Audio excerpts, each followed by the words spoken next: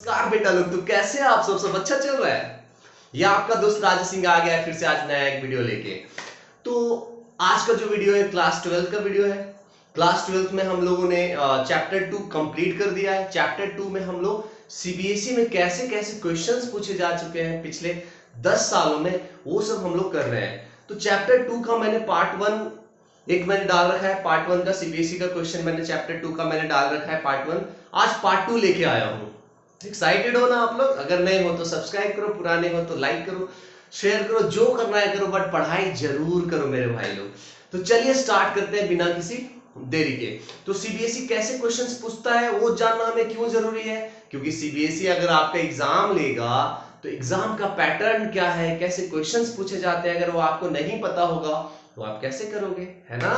तो इसीलिए हमें चैप्टर खत्म होने के बाद हमें सीबीएसई के क्वेश्चंस करना जरूरी है।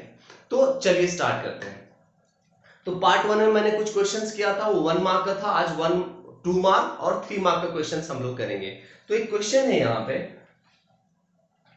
कि एक जेड डायरेक्शन में, ये है जेड डायरेक्शन, जेड डायरेक्शन में बेटा इलेक्ट्रिक फील्ड का जो मैग्नीट्यूड है, जेड डायरेक्शन में जो इलेक्ट्रिक फील्ड का जो मैग्नीट्यूड है बेटा वो बढ़ रहा है जेड डायरेक्शन में। तो आपसे पूछ रहा है कि इलेक्ट्रिक फील्ड जो है वो जेड डायरेक्शन में है, इसका मैग्नीट्यूड बढ़ रहा है, तो आपको इक्विपोटेंशियल सरफेस ड्रॉ करना है। तो आप खुद बताओ यहाँ पे इक्विपोटेंशियल सरफेस जो होगा वो कैसा होगा। लाइट थोड़ा कम था, मैं भूल गया था लाइट जलाना। अब देखो अब थोड़ा चेहरा ग्लो कर रहा होगा, है ना। हाँ, तो यहां पे आपसे पूछा जा रहा है कि इलेक्ट्रिक फील्ड जो है वो जेड डायरेक्शन में है, मैग्नीट्यूड उसका इंक्रीज हो रहा है, मतलब यहाँ पे कम, यहाँ पे ज्यादा, यहाँ पे ज्यादा, यहाँ पे ज्यादा, यहाँ पे और ज्यादा, मतलब जैसे जैसे हम पॉजिटिव जेड एक्सिस के डायरेक्शन में जा रहे हैं इलेक्ट्रिक फील्ड का मैग्नीट्यूड बढ़ रहा है। तो यहाँ पे क्वेश्चन ये आता है कि आपको बेटा इक्विपोटेंशियल सरफेस ड्रॉ करना होगा अगर इस केस में, तो आप कैसे करोगे। तो आपको एक चीज पता है, इक्विपोटेंशियल सरफेस जो भी होता है वो इलेक्ट्रिक फील्ड उस पर परपेंडिकुलर होता है। तो इलेक्ट्रिक फील्ड का डायरेक्शन पहले दे रखा है जेड एक्सिस के डायरेक्शन में, तो इक्विपोटेंशियल सरफेस कौन सा प्लेन होगा आप समझ जाओ। Definitely electric field is perpendicular to the equipotential surface, तो कैसा प्लेन होगा, एक्स वाई प्लेन होगा। तो यहां पे जो हम प्लेन्स बनाएंगे वो कैसे बनाएंगे, एक्स वाई प्लेन बनाएंगे हम लोग, एक्स वाई प्लेन। तो शुरू में यहां पे इक्विपोटेंशियल सरफेस के बीच में जो है वो थोड़ा सेपरेशन ज्यादा रहेगा, जैसे जैसे हम इलेक्ट्रिक फील्ड जिधर बढ़ रहा है उधर हम जाएंगे तो इक्विपोटेंशियल सरफेस को थोड़ा थोड़ा हम पास लाते जाएंगे बेटा, थोड़ा थोड़ा और पास हम लाते जाएंगे। आप समझ रहे हो ना। शुरू में दो इक्विपोटेंशियल सरफेस के बीच में ज्यादा सेपरेशन होगा, फिर कम और कम और कम, ऐसे चलता जाएगा। और ये कौन सा प्लेन होगा यहाँ पे, X Y plane, because X Y plane के परपेंडिकुलर होता है ना Z axis. Electric field, electric potential equipotential surface के परपेंडिकुलर होता है, यही है। तो ये क्वेश्चन समझ में आ गया आपको। जिधर इलेक्ट्रिक फील्ड बढ़ रहा है इक्विपोटेंशियल सरफेस धीरे धीरे धीरे धीरे और पास होते जाएंगे। अगर मैं बोलता हूं यहाँ पे इक्विपोटेंशियल सरफेस में ड्रॉ कर रहा हूं तो और पास होगा, और सारे जो प्लेन्स होंगे वो पैरेलल होंगे। कौन सा प्लेन होगा, एक्स वाई प्लेन, सारा एक्स वाई प्लेन। एंड जैसे जैसे हम इलेक्ट्रिक फील्ड के मैग्नीट्यूड जहां इंक्रीज होते जाता है वैसे वैसे इक्विपोटेंशियल सरफेस आपस में क्लोजर होते जाते हैं। ये नया कॉन्सेप्ट आपको समझ में आया। तो चलिए नेक्स्ट क्वेश्चन की तरफ हम लोग चलते हैं। नेक्स्ट क्वेश्चन है बेटा यहां पे देखो, नेक्स्ट क्वेश्चन बोल रहा है कि हाँ, एक डाइपोल का माइनस क्यू का एक कोऑर्डिनेट दे रखा है 0,0, माइनस ए, और प्लस क्यू का, मतलब यहां पे प्लस क्यू है, इसका डायरेक्शन कोऑर्डिनेट दे रखा है 0,0, प्लस ए। तो एक बात देखो यहां पे आप लोग, सबसे पहले एक्स कोऑर्डिनेट इसका 0 है, वाई कोऑर्डिनेट 0 है, जेड कोऑर्डिनेट है, X coordinate 0, Y coordinate 0, Z coordinate है। तो सबसे पहला चीज है, क्वेश्चन पूछने से पहले आप बताओ कि ये डाइपोल कौन से एक्सिस में है। ऑब्वियसली जेड कोऑर्डिनेट है तो सिर्फ जेड एक्सिस में है, तो ये जेड एक्सिस में डाइपोल है, यहां बीच में कहीं ओरिजिन होगा, ठीक है। तो अब एक बात बताओ यहां पे, अगर मैं आपसे एक सिंपल सा क्वेश्चन पूछता हूं, अभी तक हम लोग नहीं आया कि सीबीएसई क्या पूछना चाह रहा है, बस मैं आपको कुछ कुछ हिंट दे रहा हूं। तो अगर मैं आपको बोलता हूं कि जेड एक्सिस जो है, जेड एक्सिस जो है वो इसका क्या है, एक्सिस ऑफ द डाइपोल है बेटा, axis of the dipole. Dipole का एक्सिस क्या है बेटा, जेड एक्सिस है, ऐसे देख, क्योंकि जेड एक्सिस में डाइपोल है तो उसका एक्सिस भी क्या होगा, जेड एक्सिस होगा। और अगर मैं बोलूंगा कि ये जो परपेंडिकुलर बाइसेक्टर है जिसको हम इक्विटोरियल प्लेन बोलते हैं, ये कौन सा प्लेन होगा, अगर मैं बोलूंगा तो आप क्या बोलोगे, एक्स वाई प्लेन होगा। ये दो चीज जो समझ गए वो समझ जाएंगे। अब क्वेश्चन क्या पूछ रहा है, आपसे पूछ रहा है, the question is find the electrostatic potential at the point. दो पॉइंट दे रखा है, पहला पॉइंट दे रखा है बेटा 0, प्लस माइनस जेड। तो 0, प्लस माइनस जेड ये कौन सा एक्सिस हुआ, पॉइंट कहां पे है, जेड एक्सिस में है, इधर कहीं पे होगा, प्लस में जाएंगे तो इधर होगा, माइनस में जाएंगे तो इधर होगा। ऑरिजिन से कितना डिस्टेंस है, जेड है। तो ये एक्सिस वाला पॉइंट है, और एक्सिस वाले पॉइंट पे इलेक्ट्रिक पोटेंशियल अगर आपसे पूछ रहा है तो एक्सिस का हमें पता है, एक्सिस का फॉर्मूला क्या डालते हैं, plus minus kp by R square, but या आर यहाँ पे कितना लेंगे, जेड स्क्वायर। देखो हो गया, एक्सिस का ये क्या है, इलेक्ट्रिक पोटेंशियल है। कैसे पता चला ये एक्सिस है, जेड एक्सिस में डाइपोल है तो जेड, ये जो कोऑर्डिनेट है वो भी जेड एक्सिस वाला कोई पॉइंट वाला कोऑर्डिनेट है, तो बेटा जेड एक्सिस का फॉर्मूला लगा देंगे। दूसरा पॉइंट दे रखा है बेटा, देखो यहाँ पे x, y, 0, ये जो पॉइंट है देखो कौन से प्लेन में है, xy प्लेन में है, और xy प्लेन इसका क्या है, परपेंडिकुलर बाइसेक्टर है। और परपेंडिकुलर बाइसेक्टर पे अगर मैं बोलता हूं भी परपेंडिकुलर क्या होता है, 0। किसी भी डाइपोल के परपेंडिकुलर बाइसेक्टर पे इलेक्ट्रिक पोटेंशियल 0 होता है, और एक्सिस पे plus minus kp by R square होता है, और r यहाँ पे z है, इसीलिए ओरिजिन से z डिस्टेंस पे इसलिए z स्क्वायर मैंने कर दिया। समझ में आया? ये दोनों क्वेश्चन मिला के 2 मार्क्स सीबीएसई पूछ रहा है। फर्स्ट क्वेश्चन मैंने इससे पहले जो करवाया था इक्विपोटेंशियल सरफेस ड्रॉ करने वाला, और अभी ये वाला, ठीक है। चलिए समझ में आया आप लोगों को? अगर नहीं समझ में आ रहा है आप लोगों को ये छोटा छोटा चीज, तो मैंने वीडियो डाल रखा है इक्विपोटेंशियल सरफेसेस वाला, वहां जाके देखो, आपको पूरा समझ में आएगा। इलेक्ट्रिक पोटेंशियल का पूरा सीरीज है, देखो जाके। चलो नेक्स्ट क्वेश्चन की तरफ हम लोग बढ़ते हैं। नेक्स्ट क्वेश्चन में है, देखो यहाँ पे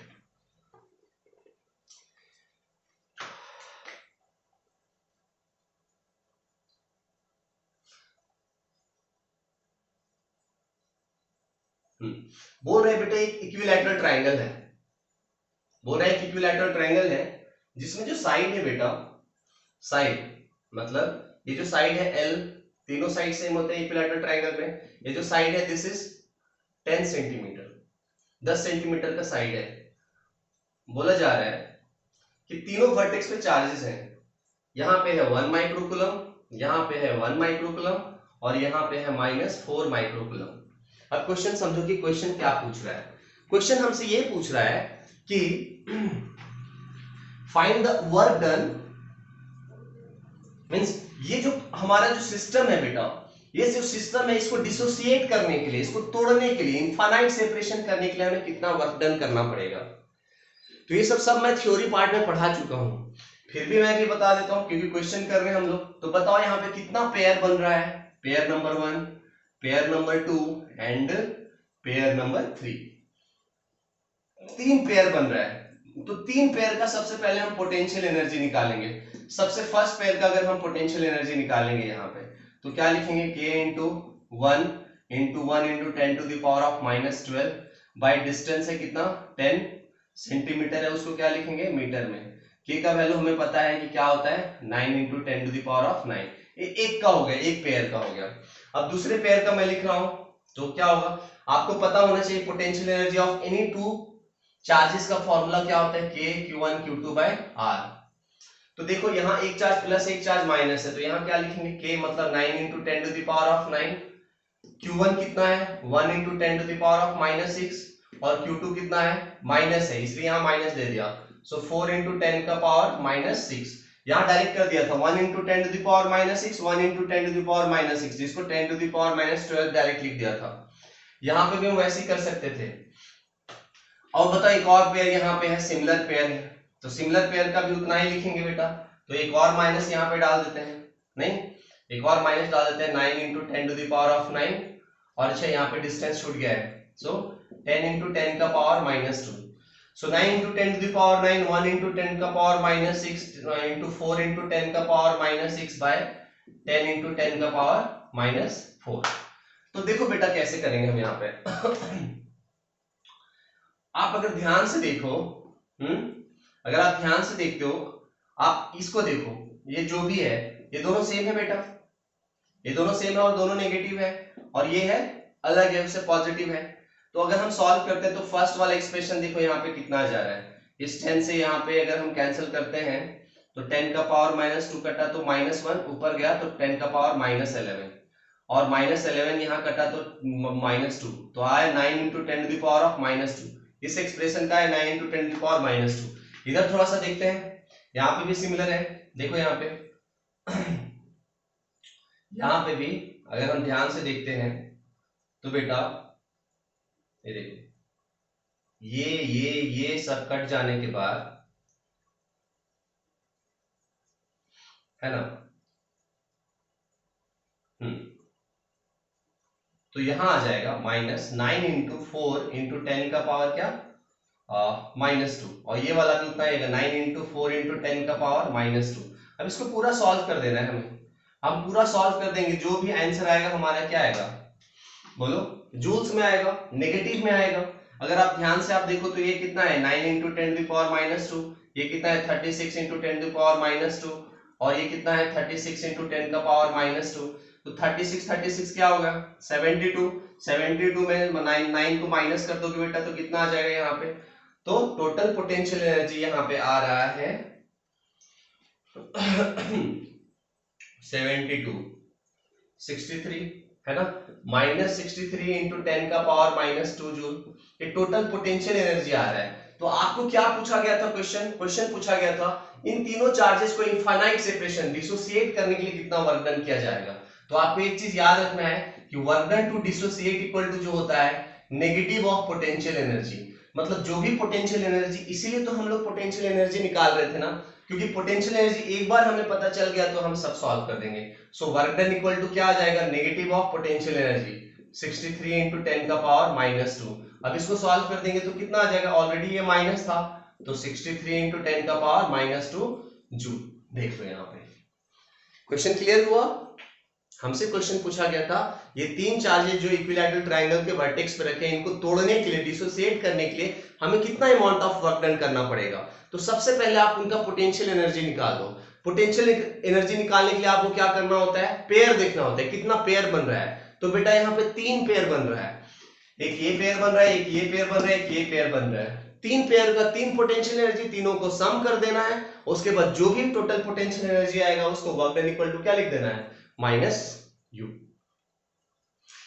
पहले से माइनस था, माइनस माइनस प्लस हो गया, आंसर जूल्स में लिखना है, हो गया। देख लो यहाँ पे, ठीक है। चलिए नेक्स्ट क्वेश्चन की तरफ हम लोग चलते हैं। नेक्स्ट क्वेश्चन में बोल रहा है electric field versus distance and potential, electric potential versus distance दोनों का ग्राफ एक साथ प्लॉट करना है। एक चीज देखो यहाँ पे, इलेक्ट्रिक पोटेंशियल और इलेक्ट्रिक फील्ड का फॉर्मूला आपको पता होना चाहिए, KQ/R² होता है और ये क्या होता है KQ/R। अब दोनों जो है R के साथ इनवर्सली प्रोपोर्शनल है, बट ये R² है और यहाँ R है, देख लो। तो अगर इलेक्ट्रिक फील्ड और पोटेंशियल का बनाते हैं तो इलेक्ट्रिक फील्ड का अगर मैं बना रहा हूं तो देखो इलेक्ट्रिक फील्ड का ऐसे बनेगा, बन गया, और इलेक्ट्रिक पोटेंशियल का अगर मैं बनाऊंगा तो देखो थोड़ा ऐसे बनेगा। तो जो ब्लैक वाला है वो है इलेक्ट्रिक पोटेंशियल और जो ब्लू वाला है वो है इलेक्ट्रिक फील्ड। क्योंकि इलेक्ट्रिक फील्ड R² के साथ वैरी कर रहा है ना, देखो यहाँ पे इलेक्ट्रिक फील्ड R² के साथ वैरी कर रहा है, मतलब वो जल्दी जाके डिक्रीज होगा। तो ब्लू वाला देखो जल्दी जाके 0 हो रहा है, नहीं मतलब इस एक्सिस को जाके बहुत जल्दी जाके टच करेगा, बट ये दूर जाके टच करेगा, ठीक है। उसी तरह से जब हम 0 के क्लोजर जाएंगे तो इलेक्ट्रिक फील्ड बहुत ज्यादा हो जाएगा और पोटेंशियल थोड़ा उससे कम होगा, ठीक है। ये तरीका है। और पोटेंशियल जो होता है इनवर्सली प्रोपोर्शनल टू R होता है। एक साथ वाला ग्राफ हो गया यहाँ पे, ठीक है। चलिए नेक्स्ट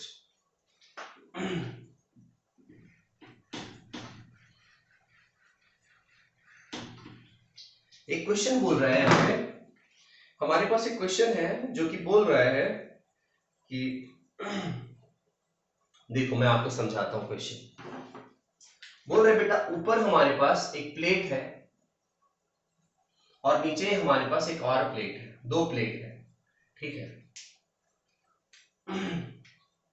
दो प्लेट है, ये जो प्लेट है ऊपर वाला वो पॉजिटिव प्लेट है प्लस सिग्मा, और ये वाला जो प्लेट है नीचे वाला वो है नेगेटिव प्लेट।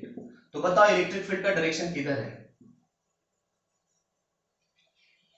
इलेक्ट्रिक फील्ड किधर है? देखो नीचे, हमेशा पॉजिटिव से नेगेटिव होता है, ये इलेक्ट्रिक फील्ड का डायरेक्शन है।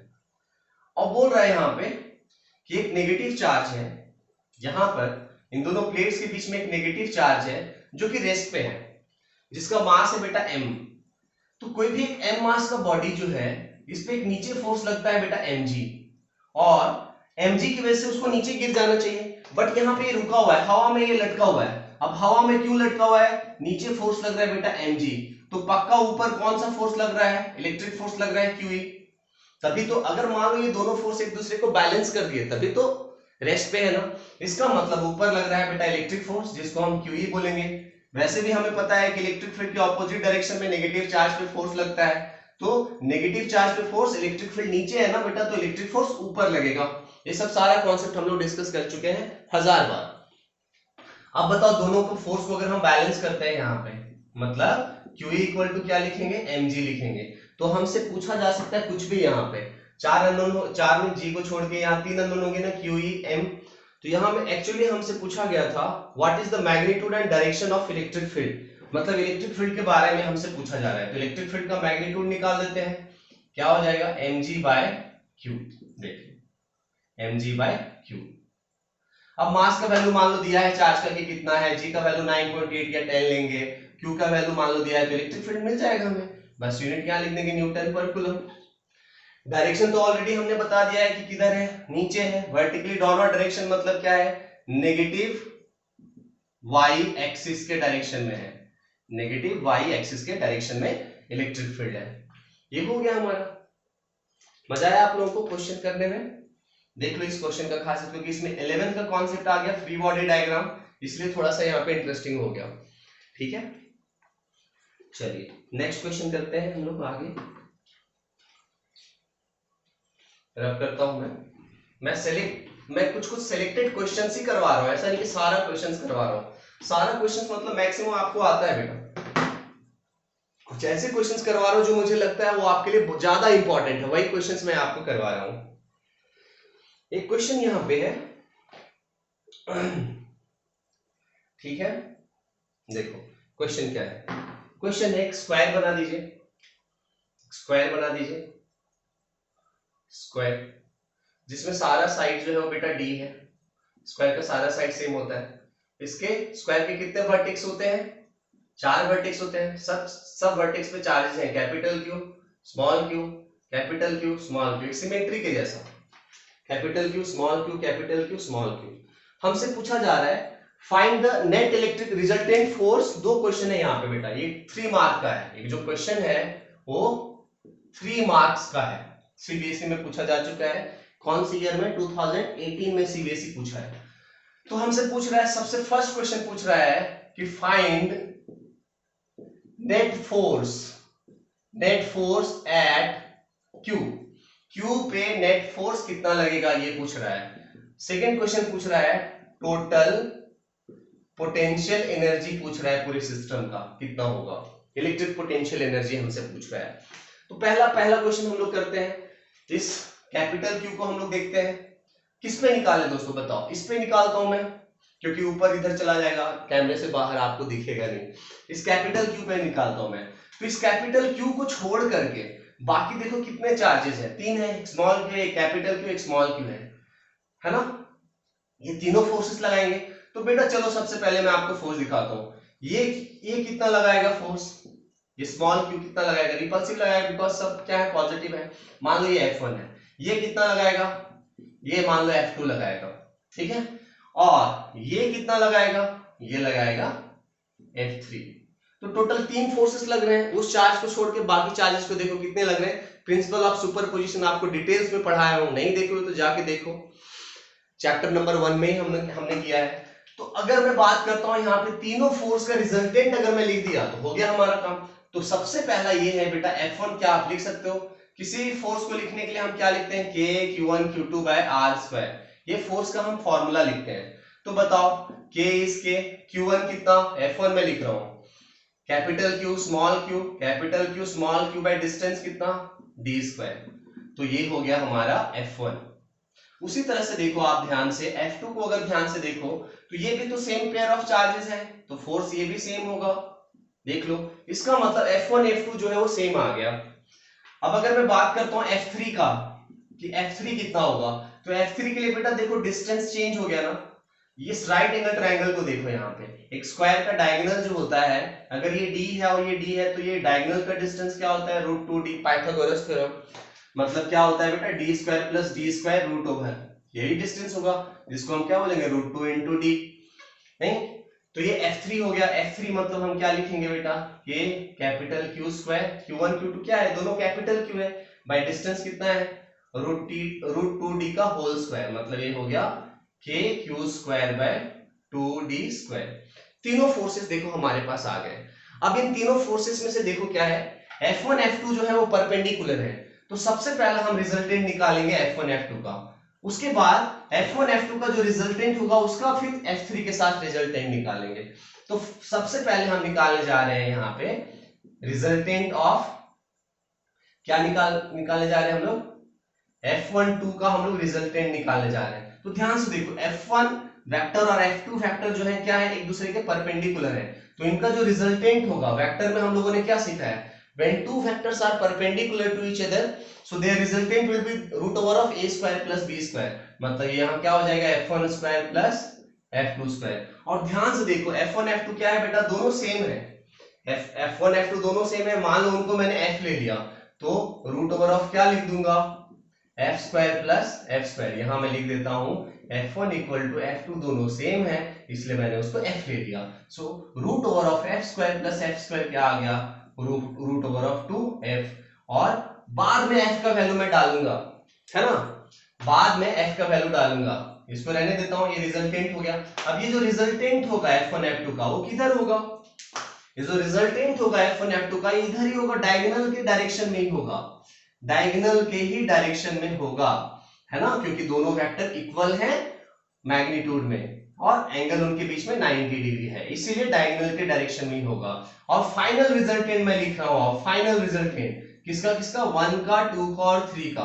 तो इन दोनों फैक्टर का रिजल्टेंट F1 3 के डायरेक्शन में है, तो फाइनल रिजल्टेंट लिखने के लिए हम लोग को क्या करना पड़ेगा? F1 F2 जो रिजल्टेंट है उसको और F3 को जो हमें क्या करना पड़ेगा? ऐड करना पड़ेगा, बस। तो F1 2 कितना है बेटा? देख लो यहाँ पे F1 2 रिजल्टेंट √2 इंटू F, और F3 कितना है? देख लो यहाँ पे K Q square by 2D square, 2D square, देख लो यहाँ पे। तो अब एक बात बता दो बेटा लोग, यहाँ पे क्या बता दो एक बात, यहाँ पे ध्यान से देख लो। ध्यान से यहाँ पे देखना है। तो रिजल्टेंट फोर्स जो हमारा आया बेटा, वो कितना आ गया? Root over of 2F। F के जगह पे मैं क्या डालूंगा? K capital F। देखो मैंने किसको लिया है यहाँ पे, देखो ये चीज है, इसको लिख दूंगा K capital Q small q by D square plus यहाँ F3 देखो, यहाँ ऑलरेडी मैंने लिख रखा है 2D स्क्वायर। ये हमारा रिजल्टेंट फोर्स हो गया मैग्नेट। यहाँ आप कुछ कुछ कॉमन भी ले सकते हो, जैसे K कैपिटल Q आप कॉमन ले सकते हो, D स्क्वायर कॉमन ले सकते हो, जो बचेगा लिख देना, बट ऐसे छोड़ रहा हूं मैं। डायरेक्शन में किधर दूंगा? यहाँ पे डायगोनल की तरफ दूंगा। हो गया हमारा मैग्नीट्यूड और डायरेक्शन दोनों हो गया, ठीक है? ये पहला क्वेश्चन हमारा हो गया। सेकंड क्वेश्चन की तरफ हम लोग बढ़ते हैं, ठीक है? सेकंड क्वेश्चन में हमसे पूछ रहा है टोटल पोटेंशियल एनर्जी के बारे में पूछ रहा है। चलो इसको रब कर देता हूं मैं। फर्स्ट क्वेश्चन हो गया, टोटल पोटेंशियल एनर्जी हम कैसे निकालते हैं? हमें पता है क्या करना होता है हमें बेटा? पोटेंशियल एनर्जी निकालना है, इसका मतलब हमको पेयर लेना है, कितना पेयर बन रहा है चार्जेस का। तो जब 4 चार्जेस होते हैं तो पेयर कितना बनेगा, 6 पेयर बनेगा। पहले एक पेयर, फिर 2 पेयर, फिर 3, फिर 4, फिर डायगोनल वाला 1, फिर ये डायगोनल वाला 2। देख लो यहाँ पे, तो डायगोनल का डिस्टेंस हमको पता है, तो 4 पेयर का पोटेंशियल एनर्जी हम लिख देंगे। सो टोटल पोटेंशियल एनर्जी में लिख रहा हूं, पहला पेयर का लिख रहा हूं। पोटेंशियल एनर्जी का फॉर्मूला हमको पता है कि Q1 Q2 by R, R square करोगे तो फोर्स हो जाएगा R के Q1 Q2 देखो कितना है बाय D। एक का हो गया, इसका हो गया बेटा, इस पेयर का हो गया। अब इस पेयर का मैं निकाल रहा हूं, देख लो इस पेयर का, इसका भी कितना होगा के capital Q small q by D हो गया इस पेयर का भी। अब इस पेयर का निकालूंगा, इसका भी उतना ही होगा, देख लो पेयर सेम है, डिस्टेंस सेम है, इसका भी हो गया। फोर्थ वाला पेयर को देखो, उसका भी उतना ही होगा के capital Q small q by D। ये 4 पेयर का हो गया प्लस प्लस। अब डायगोनल वाला पेयर में दे रहा हूं, तो ये डायगोनल वाला पेयर ध्यान से देखो के दोनों चार्जेस क्या है कैपिटल Q और नीचे डिस्टेंस क्या है √2d प्लस ये डायगोनल का डिस्टेंस। कुछ लोग क्या करते हैं सिर्फ d लिख देते हैं, तो बेटा डायगोनल का डिस्टेंस d है, d नहीं है √2d है ना। प्लस ये वाला डायगोनल में देखो स्मॉल q चार्जेस है यहाँ, तो क्या हो गया के क्यू स्क्वायर बाय क्या हो गया यहाँ पे √2d। अब सबको सॉल्व कर देना है। जैसे हम सबको सॉल्व करेंगे बेटा क्या आने वाला है यहाँ पे, सबसे पहले तो ये 4 सेम है तो k capital Q small q by D 4 same हो गए, 4 टाइम्स कर दिया। और इन दोनों को ध्यान से देखो, इनको कुछ नहीं कर सकते हम लोग, जैसे का तैसा छोड़ देंगे। q square by √2d plus k q square by √2 into d, बस ये हमारा टोटल पोटेंशियल एनर्जी हो गया इस सिस्टम का। देखो कितना इजी है फिजिक्स, इसलिए तो चैनल का नाम है हमारा, बहुत इजी है फिजिक्स। जितना इजी आप बोलोगे उतना ही इजी आपको लगेगा, जितना हार्ड आप लोग बोलोगे उतना ही आपको हार्ड लगेगा। तो चलो मेरे साथ बोलो, बहुत इजी है फिजिक्स, वेरी गुड। चलो नेक्स्ट क्वेश्चन की तरफ हम लोग बढ़ते हैं। ये दमदार क्वेश्चन था, बड़ा क्वेश्चन था। नेक्स्ट क्वेश्चन भी कुछ उसी टाइप का है, देखते हैं आप लोग समझ पाते हो कि नहीं, कर पाते हो कि नहीं। इस बार बोल रहे हैं कि इक्विलैटरल ट्रायंगल बना दो, बोल रहे हैं कि इक्विलैटरल ट्रायंगल बना दो। बना दिया इक्विलैटरल ट्रायंगल, लो बना दिया। बोल रहे साइड जो है L दे दो, दे दिया। बोल रहे ऊपर जो है इसका नाम A दे दो, यहाँ पे चार्ज Q दे दो, और ये जो B है यहाँ पे चार्ज -4Q दे दो, और यहाँ पे चार्ज इस पॉइंट को नाम C दे दो, और इस चार्ज को 2Q दे दो। हाँ, अब बोल रहा है obtain the expression for the magnitude of the resultant force acting on the charge small q। ये जो स्मॉल q है ना, इस पे नेट फोर्स निकालना है, सबसे फर्स्ट क्वेश्चन। और दूसरा क्वेश्चन है find out the amount of work done to separate the charges at the infinite distance. मतलब इनको तोड़ने के लिए कितना वर्क डन करना पड़ेगा। 2 बीट है यहाँ पे, 3 मार्क्स का है, ये भी CBSE 2019 में आ चुका है क्वेश्चन। तो देखो इसको कैसे करेंगे। सबसे पहला क्वेश्चन हमारा है कि इस पॉजिटिव चार्ज पे टोटल फोर्स कितना लगेगा। तो आप ध्यान से बताओ, इस पॉजिटिव चार्ज को छोड़ के, देखो यहाँ पे A दे रहा हूं मैं, इस पॉजिटिव चार्ज को छोड़ के कितने चार्जेस हैं, 2 हैं, 2 फोर्सेस लगेंगे। ये पॉजिटिव एक दूसरे को क्या करेगा, रिपेल करेगा। सपोज इस फोर्स का नाम मैंने F1 दे दिया, और ये नेगेटिव ये पॉजिटिव इसको क्या करेगा, अट्रैक्ट करेगा। थोड़ा बड़ा मैग्नीट्यूड में बना रहा हूं क्योंकि ये मैग्नीट्यूड में बड़ा होगा, -4Q है और 4Q है, तो फोर्स बड़ा होगा। इस फोर्स को मैं F2 दे रहा हूं। अब बात ये है कि क्या हम F1 लिख सकते हैं, क्या हम F2 लिख सकते हैं। देखो यहाँ पे F1 हम लिख सकते हैं बेटा के Q1 देखो कितना है, Q है, Q2 कितना है, देखो 2Q है, बाय डिस्टेंस कितना है L का स्क्वायर। ये फोर्स का फॉर्मूला होता है K Q1 Q2 by R square. और इसको पूरा सॉल्व करोगे तो क्या आएगा 2KQ square by L square. ये F1 आ गया। उसी तरह से अगर मैं आपको बोलूंगा F2 लिख के बताओ बेटा, F2 नहीं तो F2 हम कैसे लिखेंगे बताओ, K Q1 कितना, देखो यहाँ पे Q Q2 कितना, -4Q नहीं डालना कभी बेटा, मैग्नीट्यूड ऑफ फोर्स लिख रहे हो आप, सिर्फ प्लस वाला डालना। अगर एनर्जी लिखोगे तो नेगेटिव डालना, क्योंकि एनर्जी स्केलर क्वांटिटी, वो नेगेटिव पॉजिटिव कुछ भी हो सकता, लेकिन फोर्स का मैग्नीट्यूड हमेशा पॉजिटिव हो, इसलिए नेगेटिव यहां मत डालना, ठीक है। तो अब इसको पूरा सॉल्व करोगे तो क्या आएगा 4KQ square by L square. देखो F1 F2 आ गया।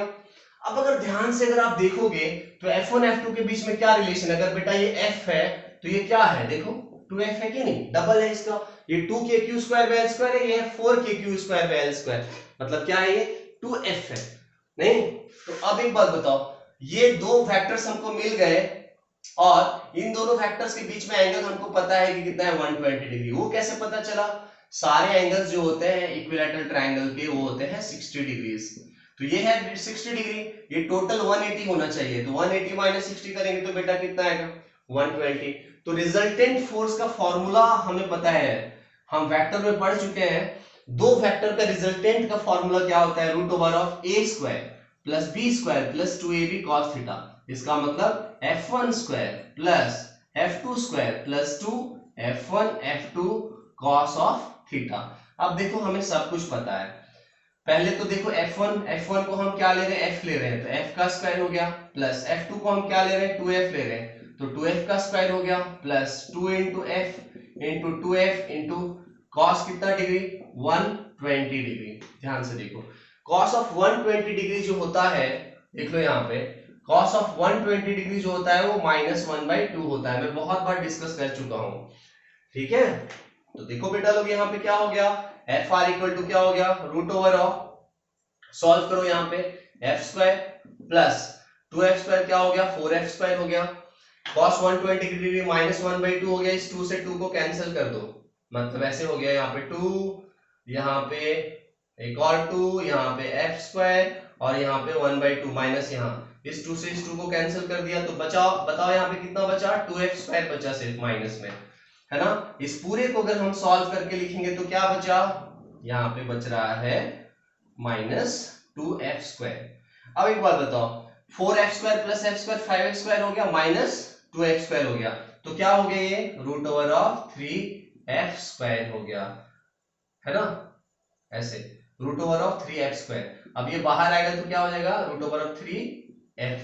अब f हमने किसको बोला है, आपको पता है रूट ओवर 3f हमने किसको बोला है, देखो ध्यान से 2k² square by l square, इसी को हमने f बोला है, इसी को हमने f बोला है, ठीक है, क्लियर है, समझ में आ रहा है आपको। अगर आपको समझ में आता तो आप जरूर कमेंट करके बताओ कि ये वीडियो आपको कैसा लगा, लाइक तो जरूर करना, शेयर भी करना अपने दोस्तों तक, आपके जो फ्रेंड होंगे जो पढ़ना चाहते होंगे अच्छा फिजिक्स, उन तक हमारा ये वीडियो जरूर पहुंचना चाहिए, ठीक है। तो चलिए यहाँ पे देखते हैं, तो ये हमारा फोर्स का मैग्नीट्यूड हो गया। डायरेक्शन बेटा, रिजल्टेंट का डायरेक्शन हम कैसे दिखाते हैं, parallelogram rule of vector addition, वो क्या होता है, एक पैरेललोग्राम बना दो, डायगोनल बना दो, सो this is the resultant force, हो गया हमारा रिजल्टेंट फोर्स। थोड़ा रियलिस्टिक बनाना है कि ये बेटा जितना है इसका डबल बनाना चाहिए, ये जितना है इसका डबल बनाना चाहिए, तो ये रिजल्टेंट फोर्स हो गया, तो ये हमारा हो गया फर्स्ट बिट, हमारा हो गया नेट फोर्स का काम, नेट फोर्स का काम हमारा खत्म, है ना बेटा। अब सेकेंड चीज है, सेकेंड क्या पूछ रहा है, कितना वर्कडन लगेगा इसको तोड़ने के लिए, है ना, तोड़ने के लिए कितना वर्कडन लगेगा बेटा, जितना जोड़ने के लिए लग रहा है उसका नेगेटिव, है ना। तो फिर से बना दो यहाँ पे इक्विलैटरल ट्रायंगल साफ साफ, यहाँ Q, यहाँ -4Q और यहाँ 2Q, L L L। तो बताओ सबसे पहले आपको वर्क डन टू डिसोसिएट निकालना होगा कभी, तो सबसे पहले आपको क्या निकालना पड़ेगा, पोटेंशियल एनर्जी। तो पोटेंशियल एनर्जी निकालने के लिए आपको क्या करना पड़ेगा, पेयर लेना पड़ेगा। तो आपको यहाँ कितना पेयर बनेगा, सबसे पहले ये पेयर ले लेते हैं, तो कितना हो गया -4k² स्क्वायर बाय l, ये वाला पेयर का हो गया। अब बेटा इस पेयर को लेते हैं, ये वाला पेयर लेते हैं, देखो इस पेयर को लेंगे बेटा तो दोनों प्लस है, तो हो गया 2k² स्क्वायर बाय l हो गया। अब इस पेयर को लेते हैं, यहां पे जो है नीचे यहाँ 3 ही पेयर बनेगा, तो ये हो जाएगा -8k² स्क्वायर बाय l। जिनको समझ में नहीं आ रहा होगा डायरेक्ट मैं कैसे लिख रहा हूं, तो पोटेंशियल एनर्जी का सिंपल फॉर्मूला होता है k q1 q2 r, और चार्ज का साइन आपको डालना है, ठीक है। यहाँ -4q, यहाँ 2q डालना है, तो -8 हो गया, यहाँ पे यहाँ -8 हो गया। अब इस पूरे को सॉल्व करोगे तो कितना आएगा -8 -4 -12 हो गया, +2 करेंगे तो हो गया यहाँ पे -10 kq²/L। देख लो, तो जितना पोटेंशियल एनर्जी आ रहा है, अब इसको तोड़ने के लिए वर्क डन टू डिसोसिएट करने के लिए इनफाइनाइट सेपरेशन तक जो वर्क डन होता है वो होता है negative of total energy. Negative of total energy होता है। So this is equal to minus of, बताओ कितना हो गया, -10 kq²/L। तो ये टोटल मिला के कितना हो गया, 10 kq²/L, खत्म, है ना। So this is the work done to dissociate. तो सबसे पहले जब भी ऐसा क्वेश्चन आएगा कि work done to separate them up to the infinite separation, बेटा तो आपको क्या करना पड़ेगा सबसे पहले कि वर्क डन उनको लाने के लिए कितना वर्क डन करना पड़ेगा। तो लाने के लिए जितना वर्क डन करना पड़ेगा उसका नेगेटिव लगा दोगे, तो तोड़ने के लिए उनको उतना वर्क डन करना पड़ेगा। ठीक है, तो इस चैप्टर से कैपेसिटर से पहले तक मुझे लगता है कि यही इंपॉर्टेंट क्वेश्चंस है, इससे और ज्यादा कोई इंपॉर्टेंट क्वेश्चंस नहीं है। ठीक है, तो इसके बाद जो आपके पास जो वीडियो आएंगे वो कैपेसिटर से रिलेटेड आएंगे। तो कैपेसिटर से रिलेटेड तो ज्यादा ही क्वेश्चंस आएंगे क्योंकि उसमें बहुत ज्यादा क्वेश्चंस हैं। ठीक है, तो नेक्स्ट वीडियो में हम लोग मिलते हैं जिसमें कैपेसिटर होगा। ठीक है, तब तक के लिए बाय सबको। नए हो तो सब्सक्राइब करो, बार बार मैं कितना बोलूं, समझदार हो आप लोग। तो चलिए नेक्स्ट वीडियो में मिलते हैं, नमस्कार।